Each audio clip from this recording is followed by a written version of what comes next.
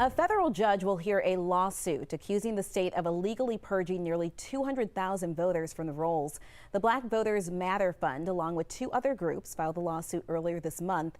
It says the state removed voters from the rolls in 2019 because those voters had moved. The only problem is this lawsuit claims those people never moved, and the Secretary of State's office didn't use a licensed postal office to verify that.